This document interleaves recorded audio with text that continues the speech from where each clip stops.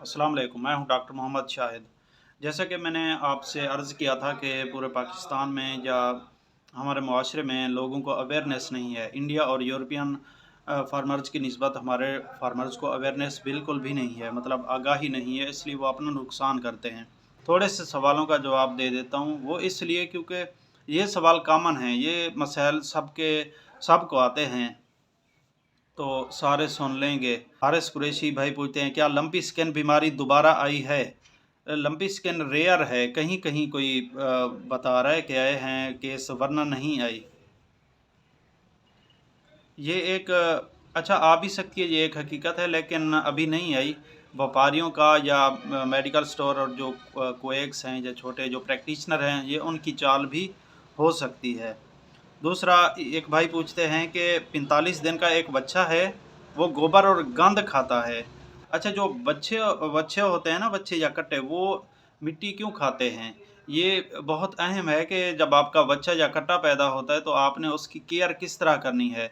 अपने इसी पेज पर मैं वैसे 11 मिनट की वीडियो बना चुका हूँ, उसमें मैं बता चुका हूँ तफ़सील से। वैसे मैं मुख्तसर बता देता हूँ कि जब बच्चा पैदा होता है उसकी आपने रेगुलर हर 1 महीने बाद डिवर्मिंग करनी होती है। वैसे तो ये है कि पहली डिवर्मिंग 20 दिन पे करें, फिर हर महीने डिवर्मिंग करते रहें।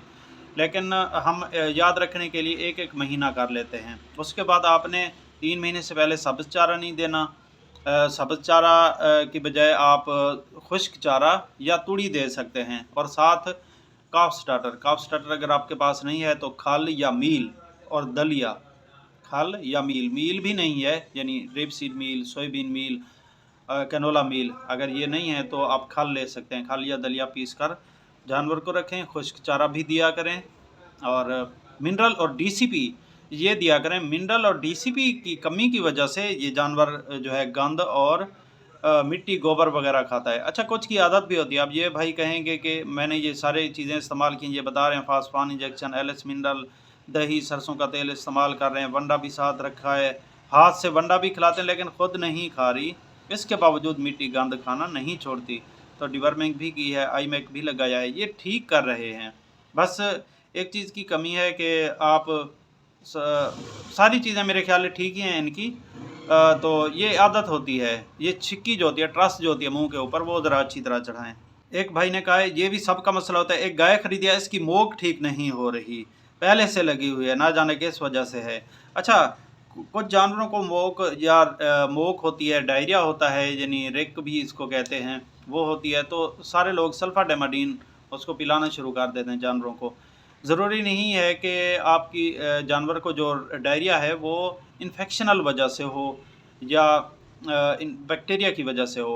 डायरिया कई चीज़ों की वजह से हो सकता है, उसमें ज़्यादातर जो मैंने देखा है वो मैदा ख़राब होता है, बैक्टीरिया की वजह से भी हो सकता है।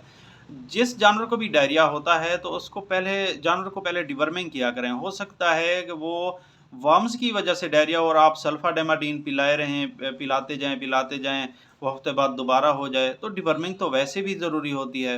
तो क्यों ना, जब डायरिया होता है तो पहले डिवर्मिंग किया करें। उन फार्मूलों से डिवर्मिंग करें जिन फार्मूलों से जानवर को डायरिया ना लगता हो। ऑक्सीक्लोज़ोनाइड डायरिया लगवाता है, जैसे निलज़ान प्लस है, ओज़ोक्स गोल्ड है, पंच है, नावाज़ान है, निलवेट प्लस है, ये फार्मूले डायरिया लगवाते हैं। आप वो फार्मूले पिलाएं जिससे डायरिया ना लगे, यानी अल्बेंडाजोल, एक्सपेंडाजोल, लिवामिसोल, ये इन 3 फार्मूलों में से कोई एक फार्मूला पिला दें। 24 घंटे बाद आप फिर सल्फाडेमाडीन दे सकते हैं। अच्छा, इन चीज़ों से भी ठीक नहीं होता तो आप यीस्ट का इस्तेमाल करें। सेल्मानेक्स दें, सेल्मानेक्स जो है यूएम का है, उसमें यीस्ट है, सिरप है, और यूएम की फाइबोसेल भी है, र्यूमन बूस्टर भी आता है, और नवान की भी एक है जो यीस्ट है। मुख्तलिफ़ कंपनियों की होती हैं, आप यीस्ट इस्तेमाल करें, टॉक्सिन बाइंडर इस्तेमाल करें। तो इन तीनों चीज़ों के कम्बिनेशन से जो है आप डायरिया ख़त्म कर सकते हैं।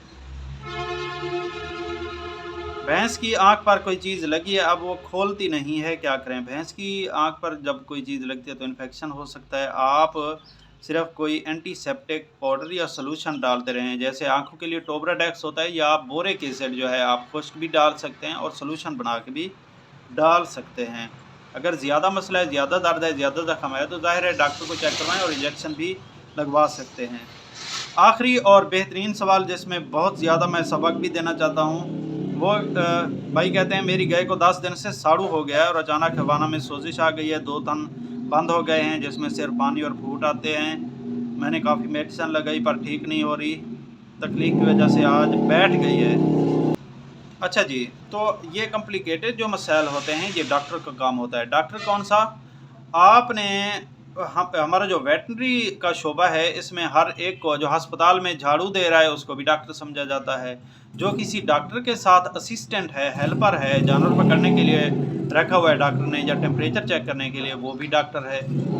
तो आपने क्वेक्स से बच के रहना है, यानी अतई 4 किस्म के मोस्टली डॉक्टर होते हैं। सरकारी अस्पताल में चले जाएँ, जो वेटरनरी ऑफिसर बैठा होता है वो एक डॉक्टर है, वो एक ऑथराइज्ड डॉक्टर है, वेटरनरी ऑफिसर या डीवीएम डॉक्टर प्राइवेट। जैसे मैं एक डीवीएम डॉक्टर हूँ, मैं प्राइवेट काम करता हूँ, तो डीवीएम डॉक्टर को तशख़ीस करने का और इलाज करने का अख्तियार होता है। इसके अलावा किसी भी बंदे को इलाज और तशख़ीस का इख्तियार नहीं होता। दूसरे आते हैं वेटरनरी असिस्टेंट। असिस्टेंट को भी खुद से तशख़ीस करने और इलाज करने का कोई इख्तियार नहीं दिया जाता, क्योंकि पाकिस्तान वेटरनरी मेडिकल काउंसिल जिनके पास रजिस्ट्रेशन कार्ड ना हो उनको प्रैक्टिस करने की, इलाज करने की या तशख़ीस करने की इजाज़त बिल्कुल नहीं देती। मैं डीवीएम हूँ, अगर मेरे पास भी वो कार्ड नहीं है, मैंने किसी तरह से नहीं लिया हुआ, तो फिर भी मुझे वो इजाज़त नहीं देंगे। और इसके बाद आते हैं एआई टेक्नीशियन। टेक्नीशियन को भी लोग डॉक्टर समझते हैं, हालांकि वो सिर्फ टीके रखने का टेक्नीशियन होता है, उनको ट्रेनिंग दी जाती है सिर्फ टीका रखने की, हीट डिटेक्शन की। और इसके बाद आते हैं क्वेक्स। क्वेक्स मतलब आता है बिल्कुल जो प्राइवेट होता है। जैसे एक बंदे को मैं अपने साथ लगा लेता हूँ और उसके बाद वो मुझसे छुट्टी लेके जाता है, वो इलाज शुरू कर देता है। तो ये आप फार्मर्स का, आप किसानों का ही फ़र्ज़ बनता है आप इनके दरमियान फ़र्क करें।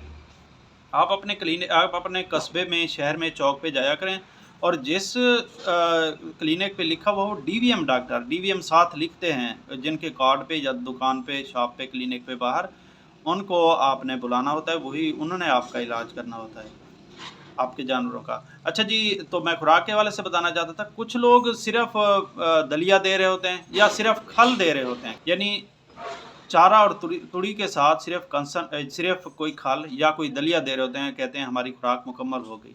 जानवरों की देखभाल और अच्छी पैदावार के लिए आपने पहले तो डिवर्मिंग को नहीं भूलना, हर 3 से 6 महीने के दरमियान में आपने डिवर्मिंग ज़रूर करनी है। उसके बाद आपने पट्ठे पुट्ठे डालने हैं, जैसे साइलेज, हे यानी खुश्क चारा या सब्ज़ चारा। याद रहे, जानवरों को जो खुराक चाहिए होता है वो ड्राई मैटर की शक्ल में चाहिए होता है। जानवर उसको खुराक काउंट करेगा, उसको खुराक समझेगा जो खुश्क मादा उसके अंदर गया है। अब पानी तो पानी होता है, पानी तो खुराक नहीं है। जैसे अगर आप बरसीम यूज़ कर रहे हैं, इस्तेमाल कर रहे हैं, तो उसमें 80% पानी है, 20% जो है वो खुश्क मादा होता है। तो एक जानवर को अपने जिस्म के लिहाज से रोज़ाना 3.5% ड्राई मैटर या खुश्क मादा चाहिए होता है। 3.5% मैं बनाता हूँ। अगर आपकी गाय 400 किलोग्राम की है और वो दूध भी दे रही है, तो उसको रोज़ाना 14 किलो ड्राई मैटर यानी खुश्क मादा चाहिए है, 14 किलो बरसीम नहीं है। अच्छा जी, अगर आप 4 किलो वंडा खिला रहे हैं, वनडे में तकरीबन 88% खुश्क मादा होता है, तो ये 3.5 किलो खुश्क मादा गाय ने खा लिया वनडे से। अब साथ आप बरसीम दे रहे हैं, तो मैं आपको ये काउंट करके बता रहा हूँ कि बरसीम कितनी देंगे और अगर जवार दे रहे हैं तो जवार कितनी देंगे। वैसे मैं फीड और न्यूट्रिशन के मुतल्लिक मज़ीद वीडियोस भी बनाऊंगा और मैं अपने पेज पे अपलोड करता रहूँगा। मेरा यही पेज है डॉक्टर मोहम्मद शाहिद का। तो मैं आपको तफसील से हर एक चीज़ के बारे में वो वीडियो अपलोड कर दूंगा। मकसद ये यहाँ पे ये बता रहा हूँ कि 3.5 किलो आपने खुश्क मादा वनडे से दे दिया और अब बरसीम से आप कितना जो है आप कितनी बरसीम देंगे और 14 किलो खुश्क मादा आप गाय का पूरा कर सकेंगे। ये मैं कैलकुलेट करके बताता हूँ। बरसीम में 80% पानी होता है और 20% जो है खुश्क मादा होता है। यानी अगर आप 100 किलो बरसीम खिलाते हैं तो 5 किलो गाय के अंदर खुश्क मादा गया, बाकी तो पानी था। तो मैं ये कैलकुलेट करता हूँ, तकरीबन कोई 60 किलो बरसीम बनेगी। रोज़ाना की 60 किलो बरसीम देंगे, 4 किलो वंडा देंगे। ये एक मोटी मिसाल में दे रहा हूँ।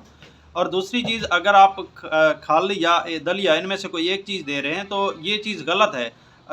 दलिया जो होते हैं, बीज जितने भी होते हैं, ये एनर्जी सोर्स होते हैं और खल और मील जितने भी होते हैं, जैसे रेपसीड मील, कैनोला मील, मेज़ ग्लूटन और सोयाबीन मील, ये सारे प्रोटीन सोर्स हैं। इन दोनों की मौजूदगी खुराक में दोनों की मौजूदगी ज़रूरी होती है। आप दोनों को मिक्स किया करें। अगर आप एक एनर्जी सोर्स डालेंगे तो फिर भी ठीक नहीं है, और दूध के बनने के लिए एनर्जी और प्रोटीन दोनों की ज़रूरत होती है। दूध वाले जानवर को 16 से 18% प्रोटीन लाज़मी चाहिए होती है।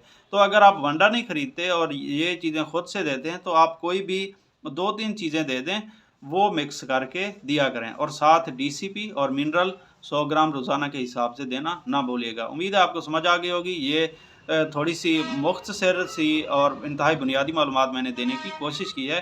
मज़ीद एक-एक टॉपिक, प्रोटीन आपने कहाँ से लेनी है, कौन से सोर्स हैं, एनर्जी सोर्स कौन से हैं, कितना मिलानी है, फिर मैं ये तफ़सील से डिस्कस करता रहूँगा।